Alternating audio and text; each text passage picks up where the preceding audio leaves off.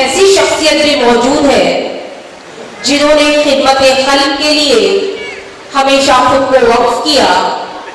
जी हाँ, वो शख्सियत है जनाब मोहम्मद नदीम गौरी साहब, जो एक ह्यूमन रिसोर्स और नफ्सियात के माहिर हैं, जिन्हें HR के शोबे में मुख्तलिफ तंजीमों के 21 साल का कॉर्पोरेट तजुर्बा हासिल है। सन 2007 से आप तुलबा की रोजगार रहनुमाई करियर काउंसलिंग के जरिए कम्युनिटी की तरक्की की तशकील के लिए बहुत ही कोशिश कर रहे हैं। आपने कई कॉलेजेस में कामयाब वर्कशॉप का इनेकाद भी किया। सन 12 से अब तक मस्जिद का तारुफ प्रोजेक्ट चला रहे हैं और 13 मसाजिद में अब भी आप कामयाबी के साथ ये प्रोजेक्ट जारी और सारी है। सन 2019 से साहबे निसाब अफराद की दरख्वास्त पर आप एक ऐसे प्रोजेक्ट पर काम कर रहे हैं जिसके तहत ज़कात और सदक़ात की एक रकम के माकूल हिस्से को मुस्तहिक तालिबात की फीस अदा करने में वो उनको वक्फ करने के लिए आप लोगों की हौसला अफजाई करते हैं। मैं सर के लिए सिर्फ इतना ही कहना चाहूंगी कि मेरी जिंदगी यही है कि हर एक को फैज़ पहुंचे। मैं चरागे रह गुजर हूं, मुझे शौक से जलाइए। मैं मोहम्मद नदीम गौरी साहब को मुअद्दबाना दरख्वास्त करूंगी कि स्टेज पर तशरीफ फरमाएं और अपने मुख्तसरन तारुफ का अंदाज तासुरात पेश करें। अस्सलाम वालेकुम। आप मेजॉरिटी यहाँ पे बहुत से स्टूडेंट्स हैं, बहुत से तलबा भी बैठे हैं और बहुत से मेम्बरान भी हैं मौजूदा जो यहाँ पे आए हैं। आप लोगों ने मेरे काबिल दोस्त आमिर अंसारी सर को सुना होगा थोड़ी देर पहले, तो उन बातों के ऊपर ध्यान रखते हुए देखिए मैं आपको कुछ एक बात कहूँगा कि आप में से बहुत से ऐसे स्टूडेंट्स हैं जो अभी 10th पास किए हैं या कोई 10th में होंगे या 11th 12th में होंगे या कोई कॉलेज का रुख भी कर रहे होंगे अभी, है ना, आगे की पढ़ाई भी कर रहे होंगे। तो वो सब चीज़ें करने के लिए आपको एक बेसिक चीज़ें मैं आपको कुछ बताऊंगा कि देखो यहाँ से ज़िंदगी शुरू होती है और आप लोग जो आगे जाके काम करोगे, कोई भी मुख्तसर कोई हॉस्पिटल में काम करेगा या कोई स्कूल में काम करेगा, कोई ऑफिस में काम करेगा, जहाँ भी आप लोग काम करोगे तो अपनी एक अच्छी पहचान छोड़िए। मैं उस बात पे थोड़ा सा जिक्र करूँगा आपको कि be a good individual, be a good member of the community so that you can raise the moral of the community and you can raise the name of yourself also. ये जो है ना बहुत इंपॉर्टेंट चीज़ है कि मैं अपना practical experience share करता हूँ क्योंकि आई हैव वर्कड अक्रॉस, जो भी मैं जिन लोगों के साथ में किया हूँ वो बिरादरान वतन सबके साथ में मैंने काम किया है जिंदगी में। ऐसा नहीं कि सिर्फ एक पर्टिकुलर कम्युनिटी के साथ में, मुख्तलिफ कंपनीज में काम किया है तो बिरादरान वतन सबके साथ में लेके काम किया है। तो मैं आपको ये बात करूंगा कि आप लोग अपनी ऐसी पहचान छोड़िए। वो पहचान आपको कब शुरू होगी कि जब आप स्कूल में होते हैं, आपके पेरेंट्स के साथ में आप कैसे रवैया अख्तियार करते हो, वो बहुत इंपॉर्टेंट चीज़ है। आप अपने घर में आपके भाई बहन के साथ में किस तरह रहते हो, किस तरह से रवैया अख्तियार करोगे, वही जाके जिंदगी में ना आपको एक अच्छी अपनी पहचान देगा, एक अच्छा मुस्तकबिल की तरफ आप जाओगे। तो ये बातों का बहुत ध्यान रखना है। इसी के साथ में आपकी एजुकेशन भी शुरू होगी, क्योंकि क्या होगा अगर आप लोग एजुकेशन तो ले लिए लेकिन आप एक अच्छे इंसान नहीं बन पाए तो उसका सिला जो है उसका जवाब आपके वालिदैन को भी देना पड़ेगा और आपको खुद को भी देना पड़ेगा। इसी दुनिया में नहीं बल्कि दूसरी जगह पे भी जवाब हम लोग यहाँ से जब रुखसत करेंगे। तो इसलिए बहुत जरूरी है कि एक अच्छा इंडिविजुअल बनिए, एक अच्छा किरदार हासिल कीजिए। ये अहम चीज है बात करने की।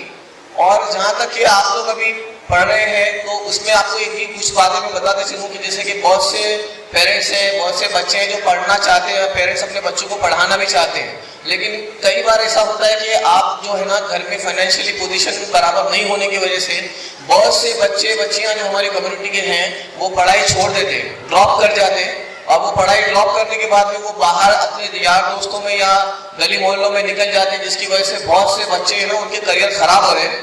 हम लोग ऐसे बहुत से बच्चों की गाइडेंस वगैरह भी करते हैं हम लोग कि नशे के आदी हो रहे हैं या गलत रास्ते में चले जा रहे हैं, और उससे क्या होता है कम्युनिटी का भी नाम खराब होता है, आपके अपने वालिदैन का भी नाम खराब होता है। तो इसलिए उसका एक बहुत इंपॉर्टेंट और आसान तरीका है कि बहुत सारी स्कॉलरशिप्स अवेलेबल हैं आज, खास करके बच्चों के लिए। आप लोग ऐसी स्कॉलरशिप्स है कि ये स्कूल लेवल से लेके आप कॉलेज लेवल में जब तक भी पढ़ना चाहते हो, मतलब आपको बीएड करना है, डीएड करना है, ग्रेजुएशन करना है, पोस्ट ग्रेजुएशन करना है, या मेडिसिन, इंजीनियरिंग, जो भी पढ़ाई करनी है, आईटीआई की भी पढ़ाई करनी हो, ऐसे बच्चों के लिए, सभी बच्चों के लिए ना बहुत सारी स्कॉलरशिप्स अवेलेबल है। लेकिन एक बदकिस्मती की बात है कि हमारे यहाँ पे ये स्कूल्स में ना प्रमोट नहीं किया जाता है। बहुत से पेरेंट्स को भी ये बात मालूमात नहीं है, बहुत से हमारे सोशल एक्टिविस्ट लोग हैं उनको भी मालूम नहीं है, जिसकी वजह से क्या होता है कि पैसा जो है वापस गवर्नमेंट में चला जाता है। और गवर्नमेंट के अलावा बहुत सारी प्राइवेट स्कॉलरशिप्स भी है। मैं आपको एक छोटा सा नाम दे दूंगा तो आप अपनी मोबाइल में सेव कर सकते हो। वो एक इंपॉर्टेंट वेबसाइट है जो मैं आपको शेयर करता हूँ, उसका नाम है buddyforstudy.com, www.buddy4study.com। इस पे जाके आप लोग जो स्टूडेंट जो पढ़ रहे हैं, जो कॉलेज में है या जो पेरेंट्स हैं, वो लोग अपने स्टूडेंट्स के नाम से रजिस्टर करो, एक जीमेल अकाउंट बनाओ, एक सिंगल मोबाइल नंबर से आप लोग उस पर रजिस्टर कर लो और उसमें आपको नोटिफिकेशन आती रहेगी। और बहुत इजी तरीका होता है जिससे आप लोग ना स्कॉलरशिप के जरिए अपनी पढ़ाई मुकम्मल कर सकते हो और आगे पढ़ाई करके अपनी जिंदगी में अच्छा मुकाम हासिल कर सकते हो। तो ये बहुत इंपॉर्टेंट बातें हैं।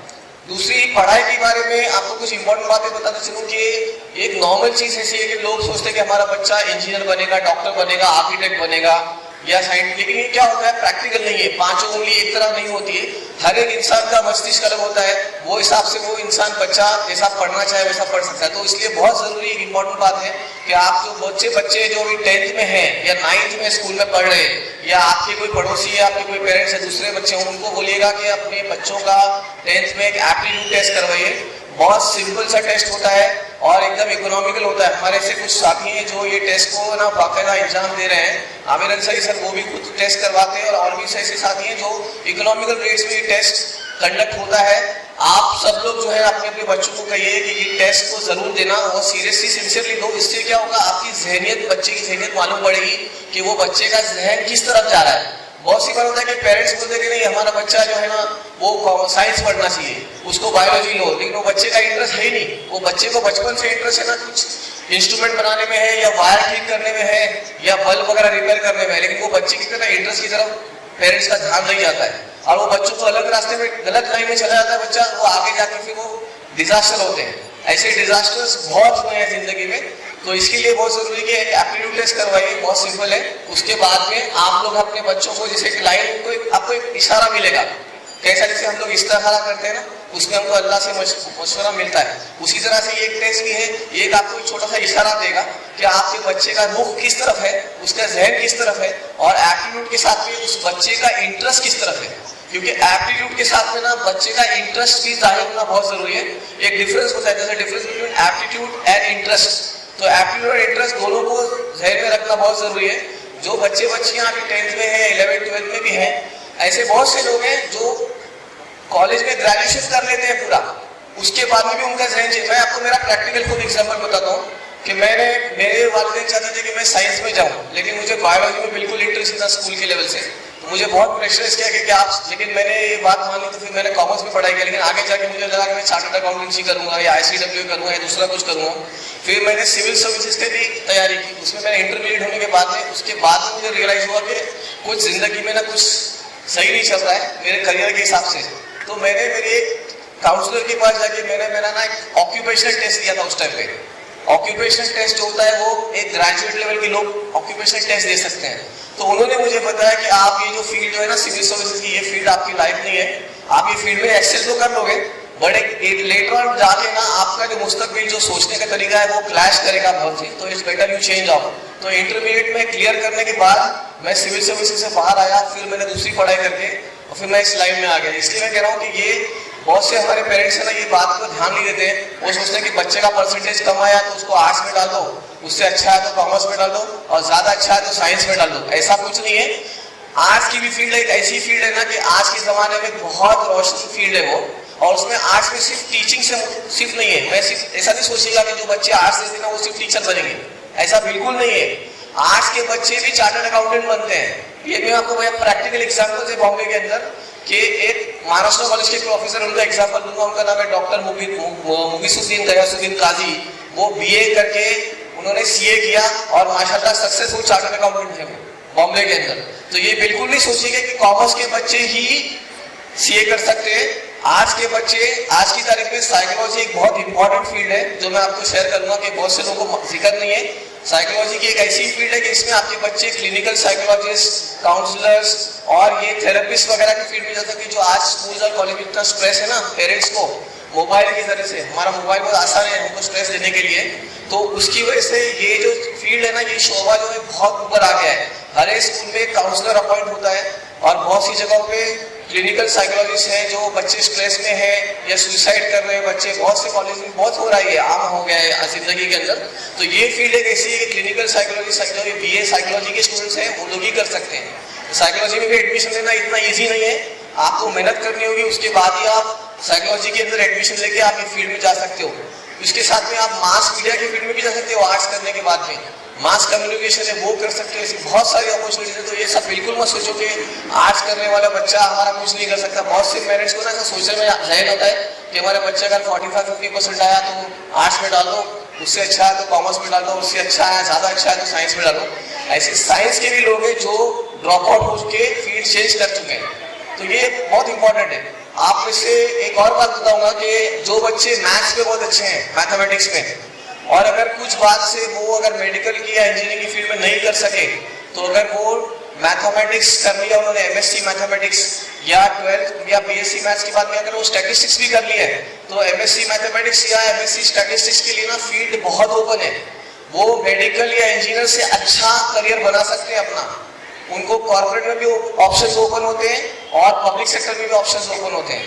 तो ये बातों का आप लोग ध्यान रखिए कि फील्ड ओपन है, आप सिर्फ अपना जहन ओपन रखिए, कुछ काउंसलर्स से कांटेक्ट कीजिए और अपने बच्चों का जहन मुस्तकबिल के बारे में सोचिए। लेकिन इंपॉर्टेंट बात ये है कि ये कब हो सकता है कि जब आप एक अच्छा इंडिविजुअल बनोगे, एक अच्छा किरदार लेके चलोगे जिंदगी के साथ में, ताकि आप अपने पेरेंट्स का भी नाम रोशन कर सको। जज़ाकल्लाह खैर।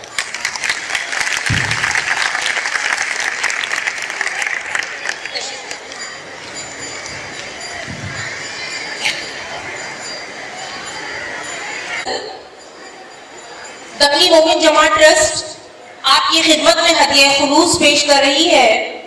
मैं आवाज दूंगी बांद्रा जमात के सेक्रेटरी जनाब साजिद भाई साहब को कि स्टेज पर तशरीफ ले आए और नासिर साहब वो भी स्टेज पर तशरीफ ले आए।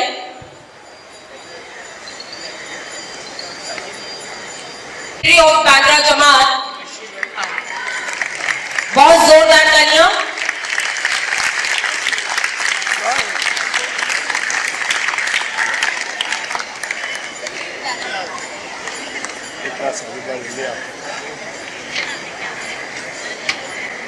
फिर खामोश।